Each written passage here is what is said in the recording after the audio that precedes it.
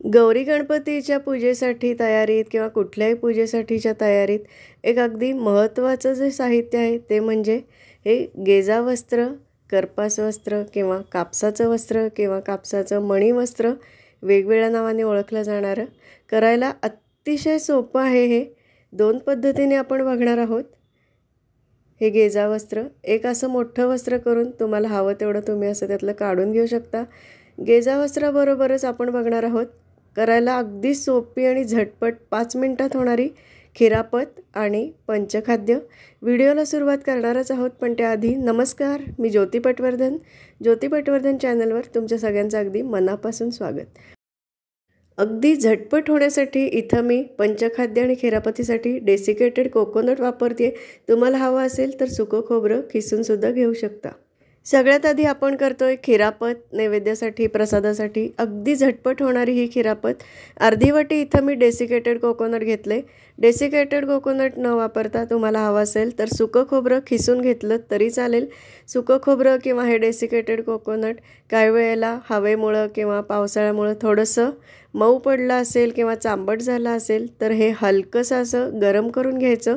Low to medium फ्लेमवर याचा रंग न बदलता 1 ते 2 मिनिट याला परतून घेतलेलं आहे. म्हणजे हे छान कुरकुरीत होईल आणि टिकायलासुद्धा मदत होईल. हे पूर्णपणाने गार करून घ्यायचं आणि यामध्ये पाववाटी मी पिठी साखर घातलेली आहे, म्हणजे 3 चमचे, आणि हे व्यवस्थित मिक्स करायचं आणि झाली आपली खिरापत तयार. आता आपण गणपतीला प्रिय असं समजलं जाणारं पंचखाद्य कसं करायचं ते बघूया. इथं मी 1 वाटी डेसिकेटेड कोकोनट घेतलेलं आहे. याऐवजी तुम्ही 1 वाटी सुकं खिसलेलं खोबरंसुद्धा घेऊ शकता. आता मी हे छान गोल्डन ब्राऊन होईपर्यंत भाजून घेणार आहे. आपल्याला हे पंचखाद्य अगदी झटपट करायचं आहे म्हणून मी डेसिकेटेड कोकोनट वापरते. आता भाजून झाल्यावर काढून घेऊया. पंचखाद्य झटपट करण्यासाठी इथं मी वापरते खारकेची पूड. पाववाटी खारकेची पूड घेतली आहे. चमच्याने मोजली तर 3 चमचे. 1 वाटी डेसिकेटेड कोकोनटसाठी पाववाटी खारकेची पूड घेतली आहे आणि पाववाटी खसखस घेतलेली आहे मी इथं 3 चमचे खसखस. तुम्हाला जर खारकेची पूड वापरायची नसेल तर 5-6 खारका घेऊन त्यातल्या बिया काढून त्या हलक्याशा अशा पॅनवर गरम करून गार झाल्यावर त्याची तुम्ही मिक्सरला पूड करून मग वापरू शकता. मी इथं डायरेक्ट खारकेची पूड वापरली आहे. हे खारीक आणि खसखससुद्धा लो टू मिडियम फ्लेमवर अगदी 1-2 मिनिट परतून घेतलेलं आहे. आता हे दोन्हीसुद्धा जे आपण डेसिकेटेड कोकोनट भाजून ठेवलेलं त्यात घालूया. हे सगळं गार होऊ देऊया आणि हे गार होईपर्यंत 3 चमचे म्हणजे पाववाटी इथं मी खडीसाखर घेतली आहे. आता ही खडीसाखरसुद्धा तुम्ही अशीच्या अशी यामध्ये घालू शकता किंवा मी हे आता मिक्सरला बारीक करून ही खडीसाखर घालते आहे. पाववाटी खडीसाखर आणि इथं मी पाववाटी म्हणजे 3 चमचे बेदाणे म्हणजेच खिसमिस मी यात घालते आहे. 1 वाटी डेसिकेटेड कोकोनट आणि बाकी सगळ्या वस्तू मी पाववाटी घेतलेल्या आहेत 3-3 चमचे. हे सगळं आता अगदी व्यवस्थित मिक्स करूया. ख अक्षरापासून सुरू होणाऱ्या 5 वस्तू वापरून म्हणजे खोबरं, खारीक, खसखस, खडीसाखर आणि खिसमिस म्हणजेच बेदाणे वापरून हे पंचखाद्य तयार केलेलं आहे. पूर्णपणाने गार झाल्यानंतर हे पंचखाद्य आणि खिरापत घट्ट झाकणाच्या डब्यात भरून ठेवायचं. अतिशय पौष्टिक असं हे पंचखाद्य आणि खिरापत. तुम्ही हे आधीच करून ठेवू शकता. भरपूर दिवस टिकतं हे. आता आपण कापसाचं वस्त्र कसं करायचं ते बघणार आहोत. त्यासाठी एका वाटीत मी दूध घेतलेलं आहे आणि थोडंसं हळदी कुंकू काढून घेतलेलं आहे आणि हा कापूस घेतलेला आहे. मेडिकलचा कापूस सोडून तुमच्याकडे जो कुठला कापूस उपलब्ध असेल तो तुम्ही घेऊ शकता. तुमच्याकडे जर सरकी असलेला कापूस असेल तर त्यातली सरकी काढून तो थोडंसं असं हाताने एकसारखा करून मग घेऊ शकता.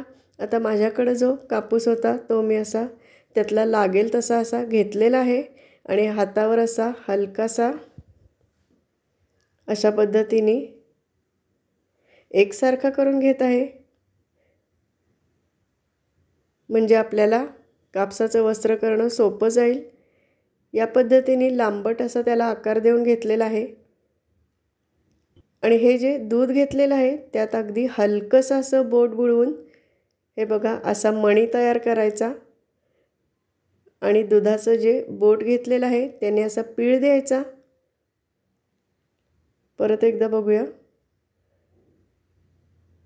अतिशय करायला सोपं आहे तुम्हाला ज्या आकाराचं हे कापसाचं वस्त्र करायचं आहे तेवढ्या आकाराचा असा हा कापूस घ्यायचा आणि त्याला असं मध्ये पीळ द्यायचा. अगदी थोडंसं दुधाचं बोट लावायचं. 11 मण्यांचं हे वस्त्र केलेलं आहे. आता शंकराला जेव्हा वस्त्र घालायचं असतं तेव्हा ते असं पांढरंच ठेवतात. शंकराला पांढरं प्रिय आहे म्हणून. या कापसाच्या वस्त्राबरोबरच एक उपवस्त्रसुद्धा करतो आहे आपण. हे 2 मण्यांचं उपवस्त्र केलेलं आहे. जसं मोठं वस्त्र केलं त्याचप्रमाणे हे 2 मण्यांचं उपवस्त्रसुद्धा केलेलं आहे. आता याला आपण हळद आणि कुंकू लावून घेतो आहे. तर एकाड एक अशा पद्धतीने हळदीचं बोट मी याला लावते. हे बघा अशा पद्धतीने. आणि नंतर याला थोडंसं दुधात बोट बुडवून आणि कुंकवात बोट बुडवून हे मधलं जे आपण सोडलेलं होता पीळ घातलेला तिथं एक कुंकवाचा हात लावून घ्यायचा, कुंकवाचं बोट लावून घ्यायचं. अगदी सुंदर असं हे कापसाचं वस्त्र प्रॅक्टिसने अगदी पटकन जमू शकतं. खूप सुंदर दिसतंय.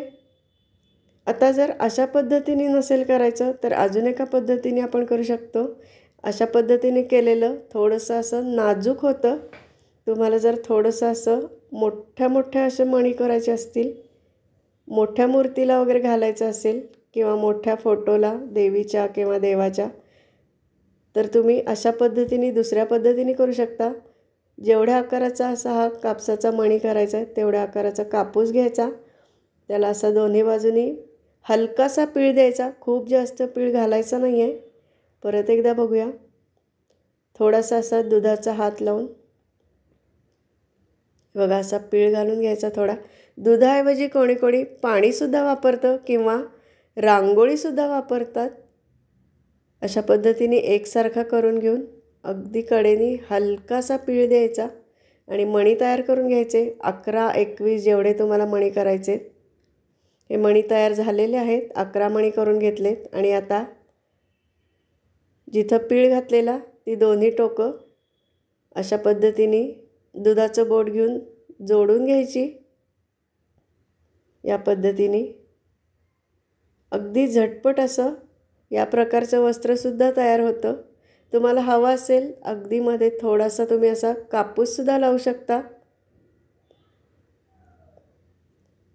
शंकरासाठी असेल तर पांढरंच वस्त्र ठेवायचं. गणपतीला असेल तर पूर्ण कुंकवाचं बोट लावायचं. देवीसाठी हळदी कुंकवाचं बोट लावायचं. अशा पद्धतीने 5 मण्याचं, 7 मण्याचं, 11 मण्याचं, 21 मण्याचं, गणपतीला असेल तर 8 मण्याचं, उभ्याच्या गौरी असतील तर 16 मण्यांचं वस्त्र घालतात असं म्हणतात. आता ही वस्त्र अगदी पूर्णपणाने वाळवून घ्यायची, नाहीतर त्याला बुरा येऊ शकतो. पूर्ण वाळली की प्लॅस्टिकच्या पिशवीत किंवा डब्यात ठेवायची. खूप दिवस टिकतात.